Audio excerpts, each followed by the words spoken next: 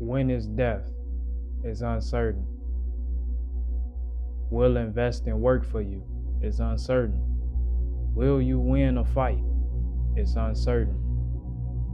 If you approach that woman, will she like you? It's uncertain. If you release an idea to the public, will they like it? It's uncertain. Just because it's uncertain doesn't mean you shouldn't do it.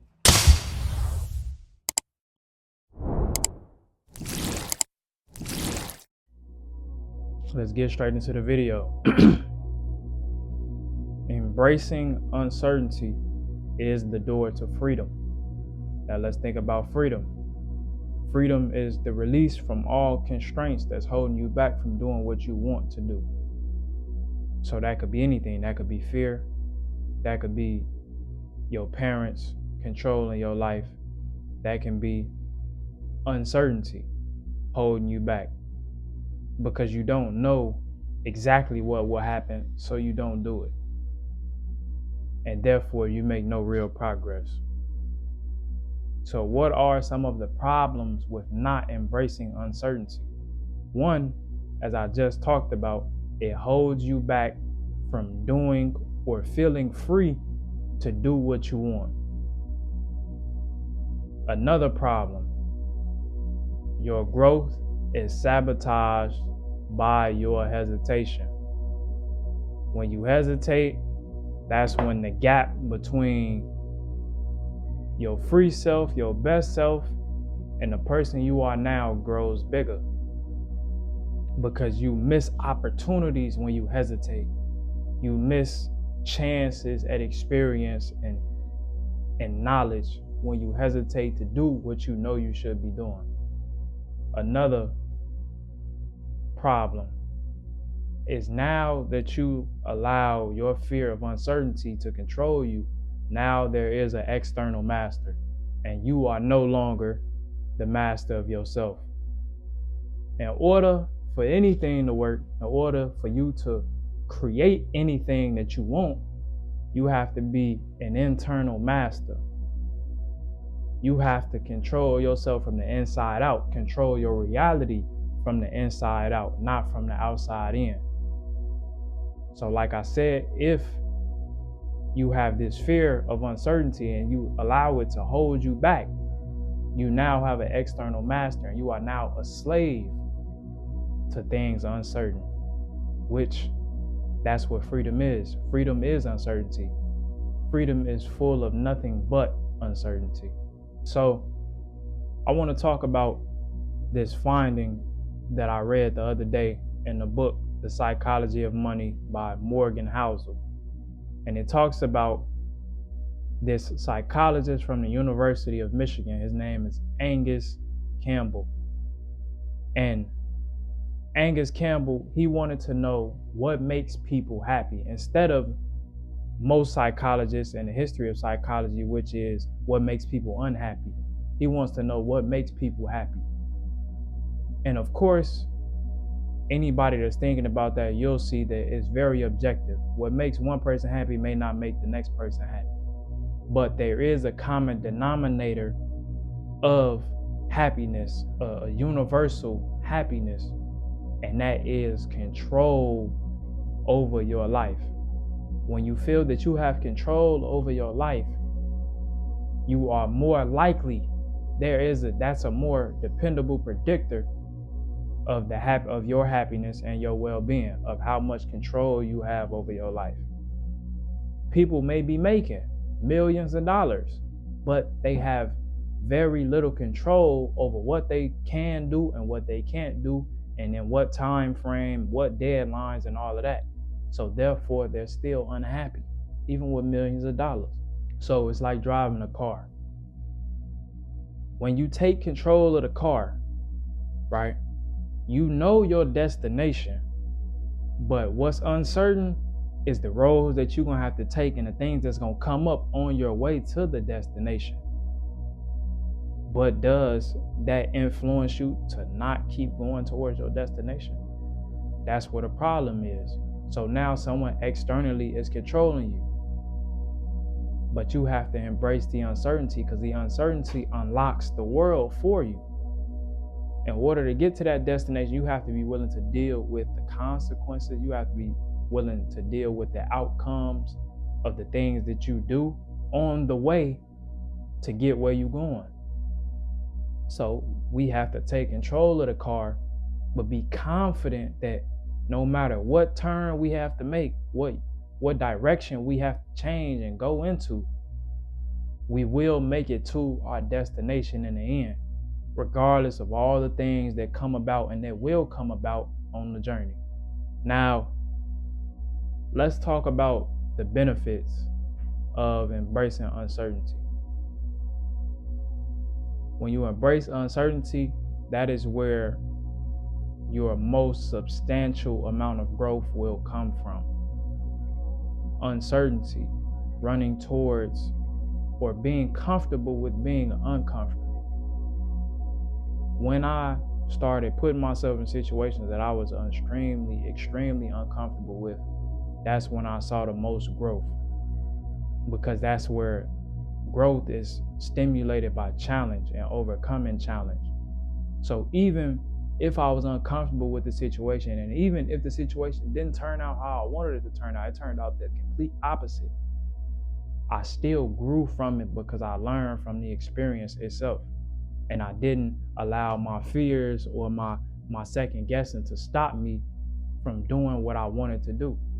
Now, of course, it didn't turn out how I wanted it to turn out, but that's okay. Now I know what to do, what not to do. I've gained knowledge over the situation. So when I put myself in that situation again, I have something to go off of that leads me to my next benefit. Bigger risks cause big rewards. But life is not a gamble. Why is it not a gamble? Because even when you lose, you still grow and you still learn. So that's why embracing uncertainty is so important, because even the negative things that you think might happen, and they more than likely will happen at some point, it will still add on to your growth. It may not feel the best at the time, but in the long run, you'll be a better, stronger, sharper version of yourself. You'll be more free because you're willing to embrace the positive and the negative. When you embrace uncertainty, that turns a dream into a reality, because now you're going through the motions, right? When you're starting to meet challenge and you're starting to become uncomfortable, you know that's a clear sign that your dreams are manifesting in your life, because the dreams you have you need big effort in order to get to them. You need a lot of sacrifice in order to get to them. So when you're starting to feel that uncomfortability of sacrifice and effort, you know that your dreams are manifesting every single day into your desired reality, into this physical realm that we live in at this moment. And it will no longer be a dream. Before I get into the practical steps I want to give you to help you on your journey to embracing uncertainty and becoming free, I want to reference a couple sections in this book called The Way of the Superior Man by David Deida. First thing I'm going to reference is chapter 8, which is Lean Just Beyond Your Edge. It says within the first paragraph of the chapter, a man's growth is optimized if he leans just beyond his edge, his capacity, his fear. He should lean just slightly beyond the edge of fear and discomfort constantly in everything he does. And what I'm about to read next, when I get into my practical steps, you will understand it more clear from this context. Neither lazy nor aggressive, playing your edge allows you to perceive the moment with the least amount of distortion. You are willing to be with what is, rather than trying to escape it by pulling back from it, or trying to escape it by pushing beyond it into some future goal. 2 more parts I'm going to read. But the capacity to feel this moment, including your fear, without trying to escape it creates a state of alive and humble spontaneity. You are ready for the unknown as it unfolds, since you are not pulled back or pushed forward from the horizon of the moment. You step beyond the solid ground of security with an open heart. You stand in the space of unknowingness, raw and awake. So I'm gonna let that permeate on y'all brain, and I'm gonna move on to the next section that I wanted to reference, which is chapter 35. You are always searching for freedom.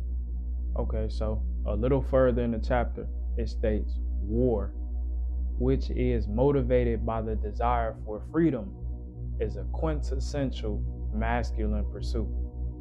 Most sports are ritualized war, but actual war itself resonates with the core of most men. Even movies about war, men being at their edge, giving it all they got, up against death itself, motivated by a higher cause, evoke intense emotion in men.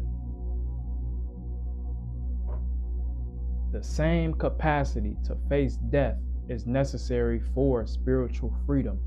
To live free in spirit, you must be willing to face your fears and let go of anything that limits your love. The attachment to comfort and security is what limits most men in their capacity to make a spiritual touchdown. Now, I just wanted to put that on y'all brain when it comes to freedom and embracing the uncertain, the unknown, and embracing your fears, because that is where the best version or the desired reality is, on the other side of fear, on the other side of the unknown.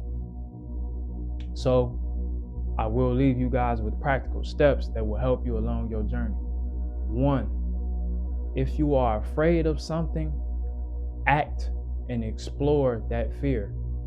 Whatever it is, whether it's you're afraid to approach women, whether it's you're afraid to start your business, whether it is you're afraid to put yourself out there because you may be criticized, act and explore that fear. Stand tall in front of that fear and face that fear. Run towards it. Even if negative emotion comes with it, that's what you want. 2, live just beyond your edge, as I read in the book in chapter 9.